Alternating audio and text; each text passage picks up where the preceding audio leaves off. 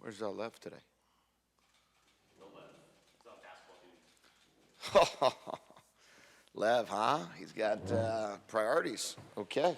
Keep that in mind as we're choosing questions moving forward. Okay. Lev's priority list. All right. Well, got done watching the game numerous times this past week on yesterday, and this morning really focused fully on SC. But rewatched the game, and a lot of great things in the game. A lot of things that our football team looked really good, and then in a lot of ways, I also felt like we gave way too many opportunities to a good team. We were in position there, recovering a fumble. Thought we recovered it. That would have been one less touchdown. Had a chance to throw a touchdown pass at the end of the half, missed on that. That was a 4-point swing. Had a play early in the game that looked like should have been a touchdown. We missed the throw. Had a 4th and 3. I made a bad call on. So there were some opportunities in that game that really, as you watch it, it's hard to watch sometimes. So I'm really excited about where we're heading, where the program's going, what the team looks like. And we know that we got a great challenge ahead of us this week where all of our focus will be. I know that Washington's a very good football team, and they'll continue to be top 10 program, top 10 team. And that's what we will aspire to be as well. What is the plan for the quarterbacks this weekend? What did you take away from Noah and how he looked? Well, the plan will be similar. I think that as we talked on Saturday night, that we'll evaluate Jaden from yesterday's rehab. This morning he was in treatment. I think I saw him at like 7:20 this morning in the building getting treatment done. So he was in treatment all morning, then he'll rest this afternoon, play your day off, and then tomorrow we'll reassess him in the morning to see if he has any ability to practice, if he is capable of being able to drop and some of the things, or we'll just use tomorrow as another rehab day. And then Noah will take all the reps with Braden Dorman in that case. So we'll know better tomorrow. And then as for Noah, how do I feel Noah played? Welcome, Michael. How do I think that Noah played? I think he played at a good level, and for a guy that was thrown into a game that was in front of a sellout crowd against a top 10 team. I think he missed maybe 8 passes, I think something like that, or he was 29 for 37 or 27 for 39, whatever it was. I think he completed at a very high percentage of passes and did a nice job moving the ball and threw 3 touchdown passes. Sure, he'd like the interception back, but I thought he played at a really high level. You look around college football, I know Notre Dame, Duke lost their quarterback.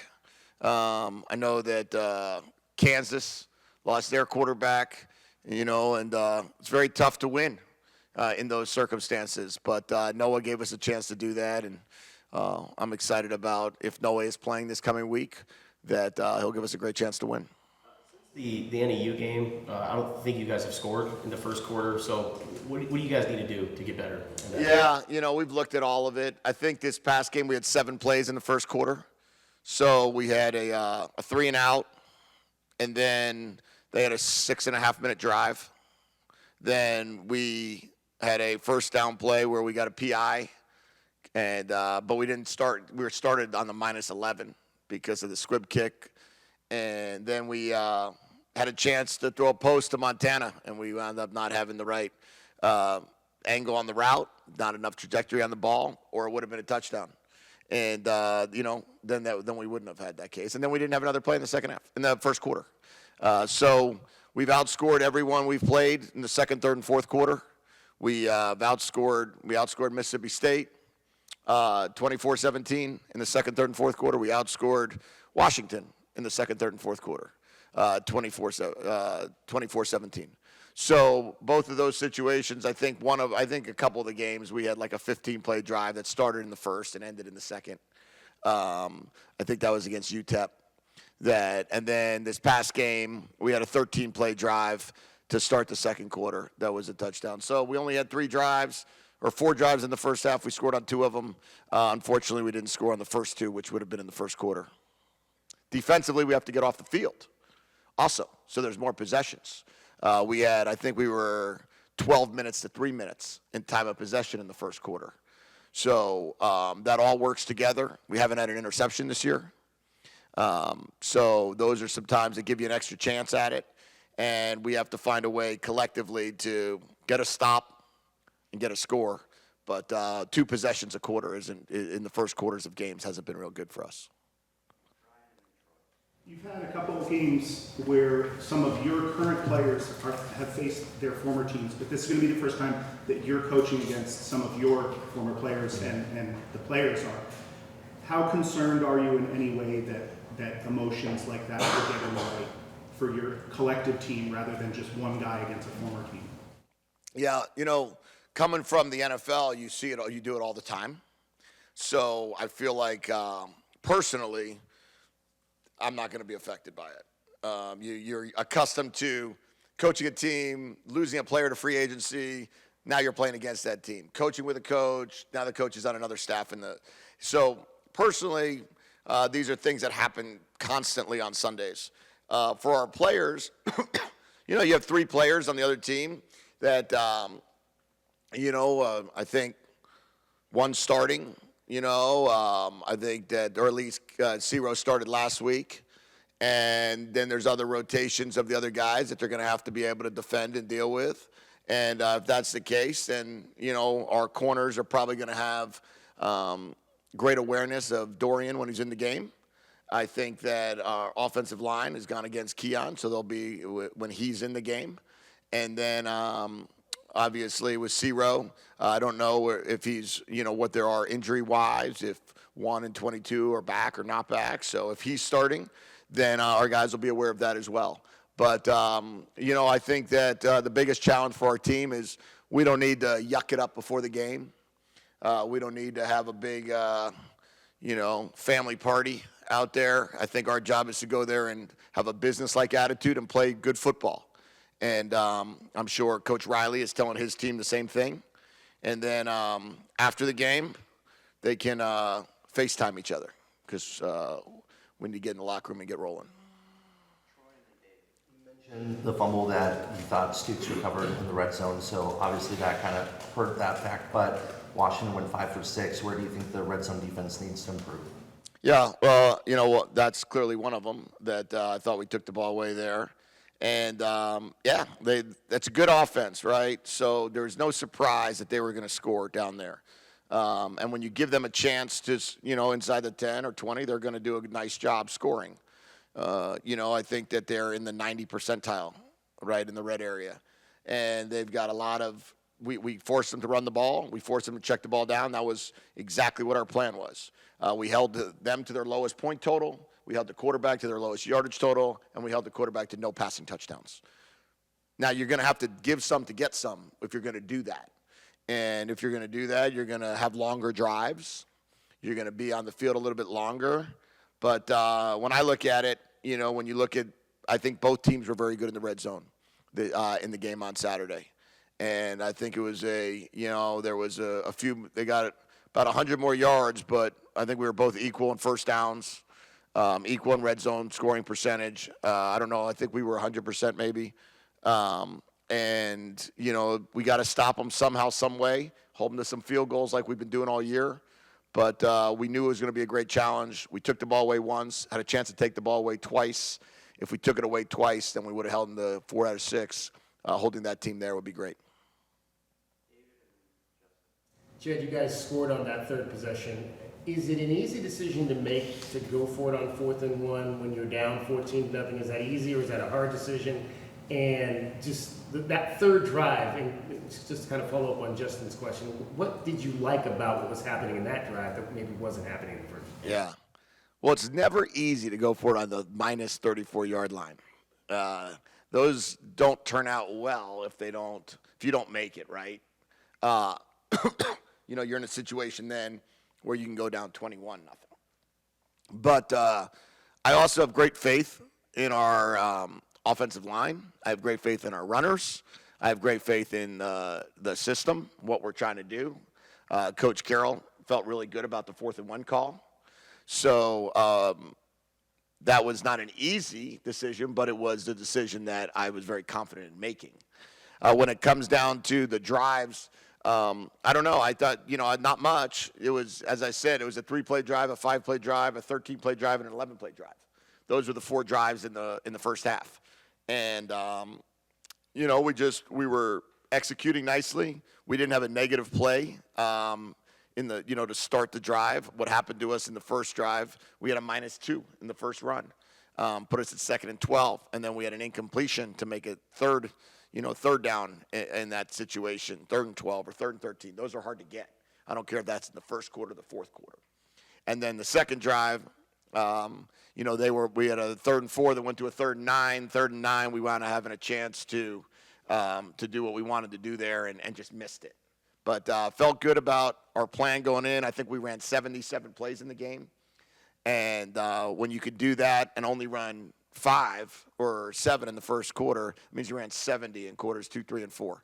And so I think we got a good rhythm going. Noah maybe got some pregame jitters out and our first game jitters. And if he plays this week, then he'll be a lot more experienced than he was last week. What do you make of Dalton Johnson? Now he's ascended and all the forced fumbles he's been able to get. Yeah, Dalton has been with us since I got here. We've had him for the 3 years now, and he has really prided himself in getting better every day, every week. He's gotten a lot stronger in the weight room. He kind of has enjoyed that little the Peanut Tillman punch that we talked about in the offseason, and you could see that he's now taking pride in taking the ball away. And that's something we need to do more of. We've turned it over offensively, I think twice in 3 games, 1 fumble, 1 interception since the Mississippi State game. And unfortunately, we haven't taken it away enough. We've taken it away once in each game. So if you're going to go 2 out of 3 games for 2 takeaways, you're going to go 8 turnovers on the year on offense. That's pretty good. So we had a abomination against Mississippi State, but after that, I think we put ourselves in a position where we take great pride in the ball. Dalton has taken great pride in taking the ball from them, and had a chance at an interception against Stanford that he didn't catch, but made up for it by punching the ball out on the 5-yard line and Tyler recovering it. And then the red uniforms, how did that all come about, and what did you make of that? Yeah, I thought it was cool. The guys for a couple years have been begging me to have a little color rush mentality. The NFL does it. I know a lot of teams out there do a bunch of different jerseys. I've kind of held on to the tradition of I like the jerseys that we wear every week and the colors of either blue or white. But the guys have been asking for a color rush for a while. We thought that if we were going to do a red out and we're going to play a top 10 team, our head of equipment, Adam, came to me and he said, "Hey, what do you think about breaking out some red jerseys for these guys for this game?" And I said, "Well, if we sell out and we beat Stanford, those are the two criteria." I said we need to win 2 games in a row, so we beat UTEP and Stanford. We needed to be 3-1 going into the game, and we needed to make sure that we sold out the game before there was any jerseys other than the traditional blue ones that were supposed to be hanging in their lockers. But when those 2 things happened, gave the stamp of approval, and Adam was ready. Jason, and our last question, Mike. 2 questions. As a play caller, how do you balance wanting to be aggressive and then knowing that, like with Washington, USC, they're just explosive offenses in terms of the clock and all that? Yeah, we made a conscious decision this past week against Washington that we said we wanted to hold the ball for over 30 minutes. We held it for like 30 minutes and 8 seconds. We said we needed to have long drives and make them go the long way. So our goal was to, never have a less than a 75-yard field. So we were touchbacked on all the kickoffs, fair caught. What we could fair catch, we did get caught on that one that they squib kicked us on. And then we had the takeaway that we had to drive 95 yards when we took it on the -5. But we substituted more than we normally do. We strung out the play clock more than we normally would. And then when we could balance out some tempo, we would. But our goal was to try to be on the field as long as we could as an offense and defensively make them go the long way. And the plan worked the way we wanted it to work. And we felt if we held them to 30 points or less, that's what we needed to get done to win the game. 31 was what we held them to. I thought that was a fantastic job, and we said we couldn't turn it over. And we turned it over once. They turned it over once, and we wanted to have less penalties. I think we had 8 for 60, and they had 12 for 125. So all of it really came down to how we wanted to play the game. And we executed on that. And sure, as the offensive play caller, if you're the offensive coordinator and not the head coach, you're always going to push the head coach to throw it deeper, go more, try to get more stats. You know, it's 38-3 against NAU. Let's try to get it to 52. It's 31-10 against UTEP. Let's try to get it to 45. And you don't take into consideration, like, let's bleed this clock out. Let's finish the game. Let's be healthy going into the next week. And that's been a learning curve for me over the last few years. And now that I don't have a checks and balances, calling it and also being the head coach. But this was really important game for us this week to execute our game plan. Safe to say if Jaden is healthy, he starts on Saturday? Yeah, I think that would be a safe statement to make. First of all, sorry I was late.